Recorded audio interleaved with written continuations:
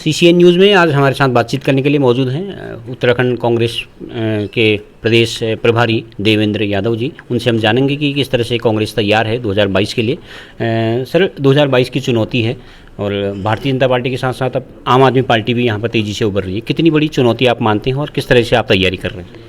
कांग्रेस पूरी तरीके से तैयार है और तैयार इस रूप में है कि हर बूथ पर हमारे जो कार्यकर्ता हैं वो आज ट्रेंड अपने आप को महसूस करके हर घर को तक पहुंच करने की कोशिश कर रहे हैं। इस क्रम में जो हमारी सरकार की उपलब्धियां पुरानी सरकारों की या इस मौजूदा सरकार की नाकामियां हैं उनको घर घर तक पहुंचाने का काम कर रहे हैं।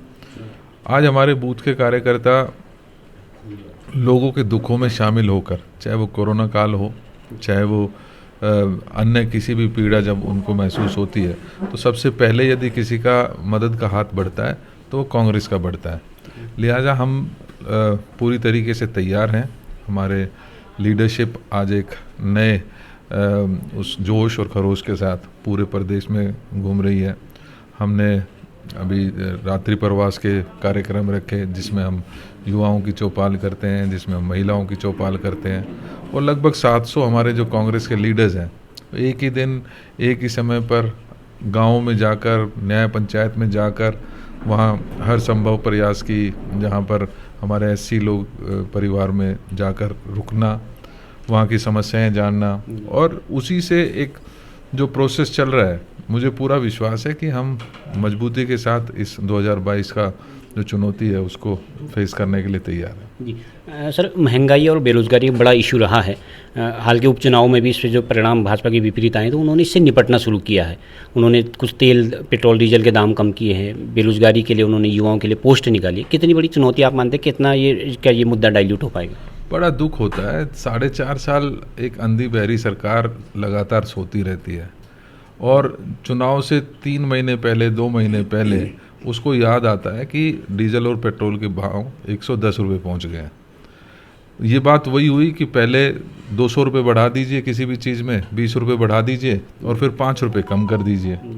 आज जो जनता है वो पूरी तरह इन सब बातों को समझती है और मैं समझता हूँ कि अब वो समय भी आ गया है जब जनता इनको साफ और स्पष्ट जवाब देने वाली है। जी हाँ सर, नेहरू जयंती है, बाल दिवस का भी मौका है, तो ऐसी स्थिति में हाल के वर्षों में आपने देखा होगा कि गांधी नेहरू का जो विचार है उसको कमज़ोर करने की कोशिश हुई है और कभी नेहरू को पटेल के सामने, कभी गांधी को उसके सामने खड़ा करके मतलब इन चीज़ों को कमज़ोर करने की कोशिश की गई है। तो आप क्या मानते हैं सर इसको? ये दुख होता है जब हिस्ट्री को बदलने की कोशिश ये कुछ चंद लोग और कुछ पार्टियां वो करने की कोशिश करती हैं।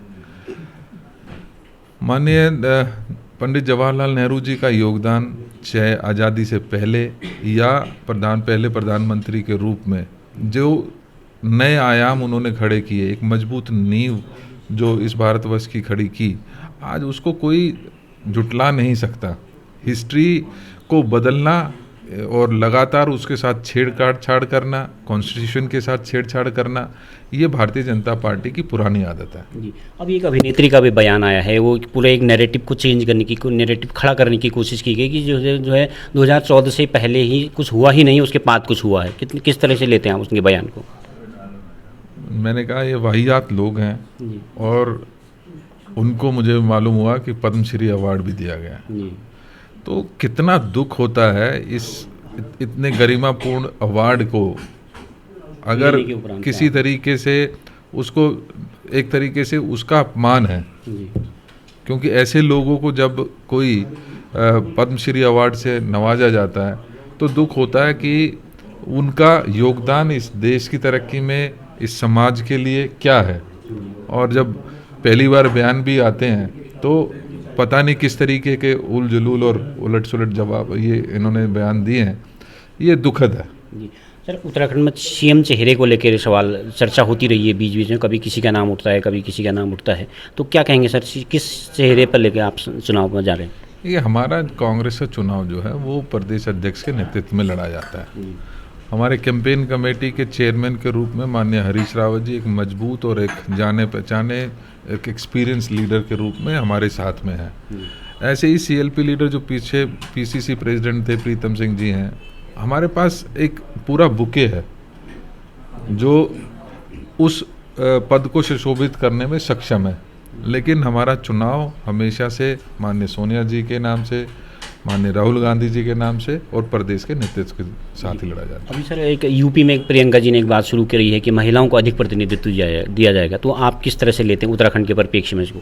निश्चित ही महिलाओं को आज एक उनका उचित प्रतिनिधित्व देने की ज़रूरत है और हमारी भी यहाँ कोशिश रहेगी कि जो भी हमारी महिला है, बहन है, उसको जो यथासंभव जो डिज़र्विंग है उनको आगे बढ़कर उनको मौका देने का काम करेंगे। सर एक आखिरी सवाल सर आपसे, अभी आपने पंजाब में एक प्रयोग किया है, दलित सीएम की बात हुई है, तो यहाँ हरीश रावत जी ने आप लोगों की तरफ से भी आई है कि दलितों में उसे विश्वास जागा है, तो क्या दलित सीएम का प्रयोग उत्तराखंड में हो सकता है?